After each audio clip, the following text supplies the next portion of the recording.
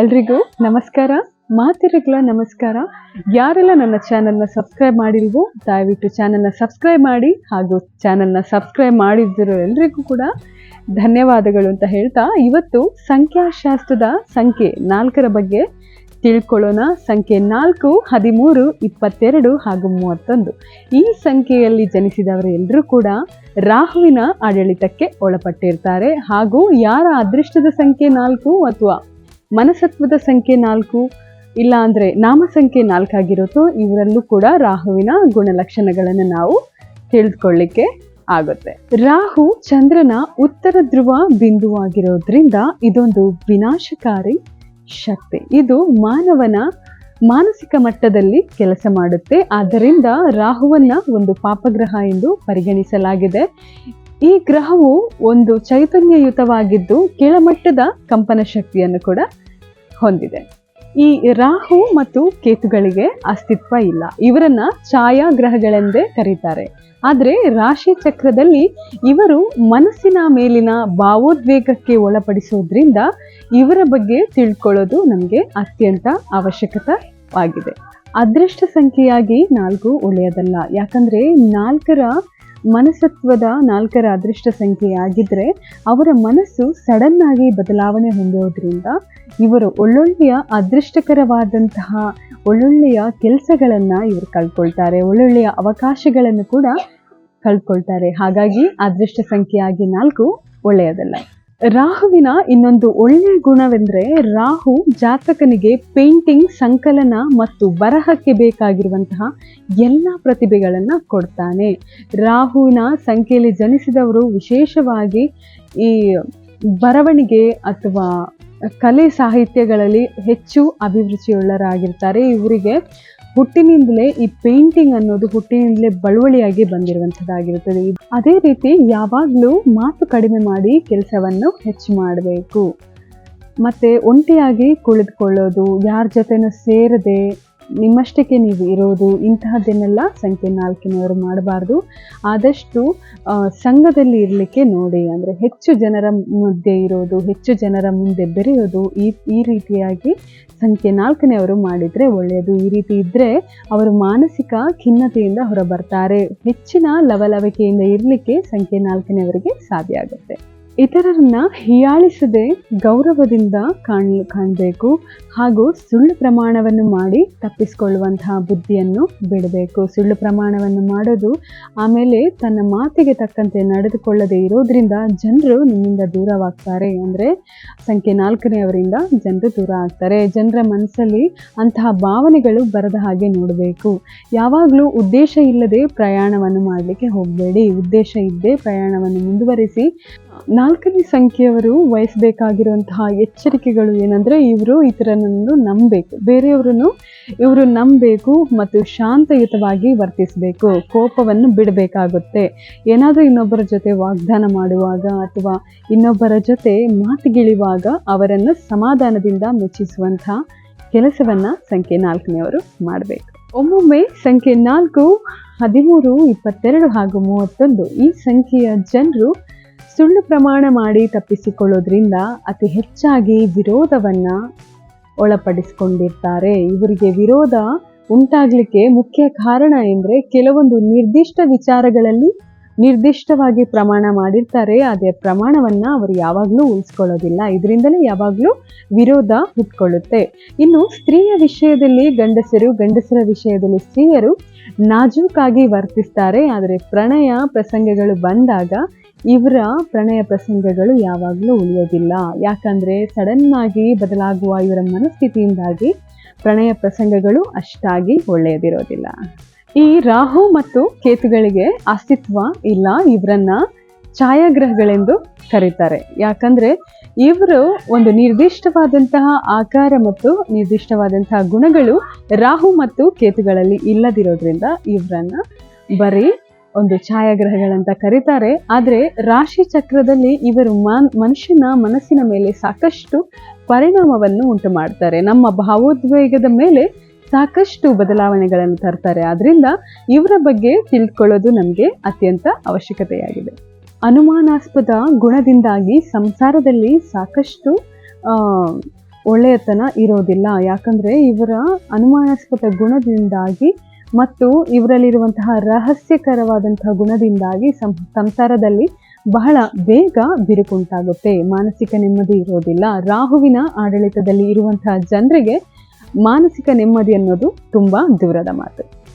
4ರ ವ್ಯಕ್ತಿಗಳಿಗೆ ಯಾವಾಗಲೂ ತೃಪ್ತಿ ಅನ್ನೋದು ಇರೋದೇ ಇಲ್ಲ. ಹೀಗಾಗಿ ಅವರು ಒಂದು ಕೆಲಸದಲ್ಲಿದ್ದರೆ ಅದನ್ನು ಪದೇ ಪದೇ ಬೇರೆ ಬೇರೆ ಕೆಲಸಗಳಿಗೆ ಹುಡುಕಾಟ ನಡೆಸ್ತಾ ಇರ್ತಾರೆ, ಬೇರೆ ಬೇರೆ ಕೆಲಸಗಳಿಗೆ ಹೋಗ್ತಾನೆ ಇರ್ತಾರೆ. ಇದರಿಂದ ಅವರಿಗೆ ತಿಳಿಯದ ಹಾಗೆ ಸಾಕಷ್ಟು ಶತ್ರುಗಳು ಹುಟ್ಕೊಂಡಿರ್ತಾರೆ. ಇವರಿಗೆ ತೃಪ್ತಿ ಅನ್ನೋದು ಇಲ್ಲದೆ ಇರೋದರಿಂದ ಒಂದೇ ಕೆಲಸದಲ್ಲಿ ಹೆಚ್ಚು ಸಮಯ ಇವರು ಉಳ್ಕೊಳ್ಳೋದಿಲ್ಲ. ಸಾಕಷ್ಟು ಬಾರಿ ತಮ್ಮ ಕೆಲಸವನ್ನು ಚೇಂಜ್ ಮಾಡ್ತಾ ಇರ್ತಾರೆ. ಇದರಿಂದ ಇವರ ಸಹೋದ್ಯೋಗಿಗಳಿಗೆ ಅಥವಾ ಜೊತೆಯಾಗಿ ಕೆಲಸ ಮಾಡುವವರಿಗೆ ತೊಂದರೆ, ಮಾನಸಿಕವಾದಂತಹ ಕಿರಿಕಿರಿ ಇವರ ಆಳ್ವಿಕೆಯಲ್ಲಿ ಆಗುತ್ತೆ. ಆದ್ರಿಂದ ರಹಸ್ಯವಾಗಿ ಶತ್ರುಗಳು ಸಂಖ್ಯೆ 4ನೇವರಿಗೆ ಹುಟ್ಕೊಳ್ಳೋದು ಜಾಸ್ತಿ. ಇನ್ನು ಹಣವನ್ನು ಕೂಡಿಡುವಂತಹ ಬುದ್ಧಿ ಇವ್ರಿಗಿರೋದಿಲ್ಲ. ಬಂದ ಹಣವನ್ನು ಆಗಿಂದಾಗಲೇ ಖರ್ಚು ಮಾಡಿಬಿಡ್ತಾರೆ. ಏಕ್ ದಿನ್ ಕಾ ಸುಲ್ತಾನ್ ಅಂತ ಹೇಳ್ತೀವಲ್ಲ, ಅದೇ ರೀತಿ ಬಂದ ಹಣವನ್ನು ಆಗಿಂದಾಗಲೇ ಖರ್ಚು ಮಾಡಿಬಿಡ್ತಾರೆ. ಅದರಲ್ಲೂ ವಿಶೇಷವಾಗಿ ಬಡವರಿಗೆ ಇವರು ಅತಿ ಹೆಚ್ಚಿನ ಸಹಾಯವನ್ನು ಮಾಡೋದ್ರಿಂದ ಬಡವರ ಮನಸ್ಸಲ್ಲಿ ಇವರು ಶ್ರೀಮಂತರಾಗಿಯೇ ಉಳಿದು ಬಿಡ್ತಾರೆ. ಆದರೆ ನಾವು ಏನು ಮಾಡಬೇಕು, ನನ್ನ ಗುರಿ ಏನು, ಏತಕ್ಕಾಗಿ ಹೀಗೆ ಮಾಡ್ತಿದ್ದೀವಿ ಅನ್ನುವಂಥ ಯೋಚನೆ ಸಂಖ್ಯೆ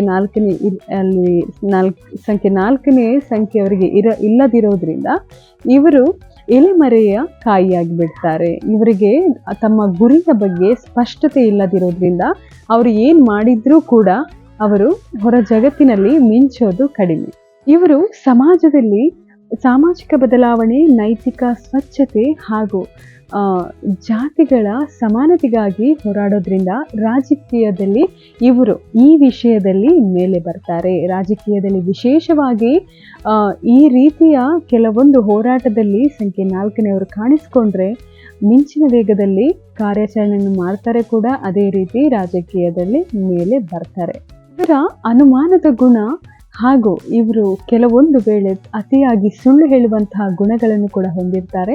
ಈ 2 ಗುಣಗಳಿಂದ ಇವರು ಹೊರಗೆ ಬಂದರೆ ಜನರಿಗೆ ಇವರು ತುಂಬ ಅಚ್ಚುಮೆಚ್ಚು. ಯಾಕಂದರೆ ಜನರಿಗೆ ಸಾಕಷ್ಟು ಸಹಾಯ ಮಾಡುವಂತಹ ಮನೋಭಾವವನ್ನು ಸಂಖ್ಯೆ 4ನೇವರು ಹೊಂದಿರ್ತಾರೆ, ಸಹಾಯ ಮಾಡ್ತಾರೆ ಕೂಡ.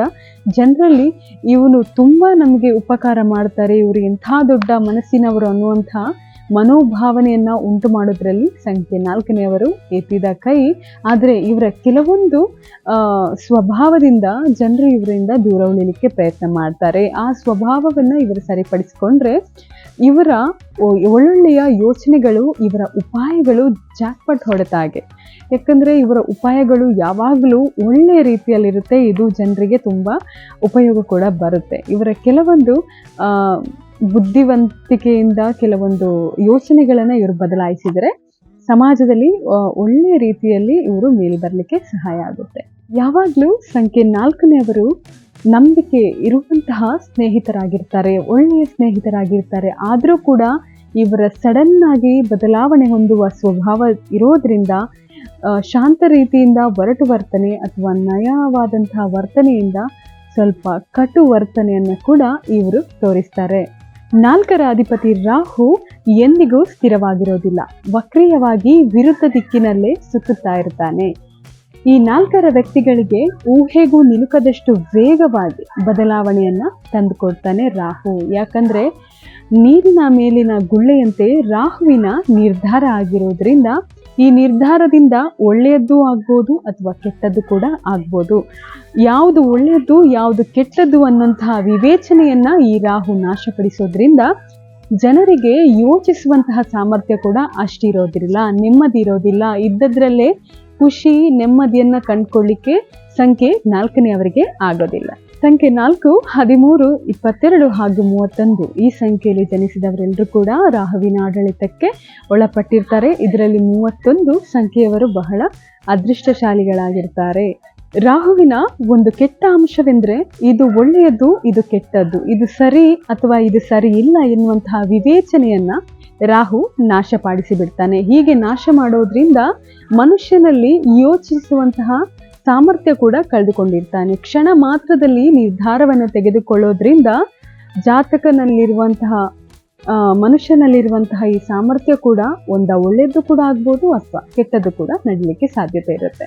ರಾಹು ದೈಹಿಕ ಆಕರ್ಷಣೆ, ಯಶಸ್ಸು ಮತ್ತು ಕೀರ್ತಿಯನ್ನು ಕೊಡ್ತಾನೆ. ಅದೇ ರೀತಿ ಜಾತಕನನ್ನು ತುಂಬಾ ಧೈರ್ಯವಂತನನ್ನಾಗಿಯೂ ಕೀರ್ತಿವಂತನನ್ನಾಗಿಯೂ ಹಾಗೂ ರಹಸ್ಯಕಾರಕನನ್ನಾಗಿಯೂ ಮಾಡ್ತಾನೆ.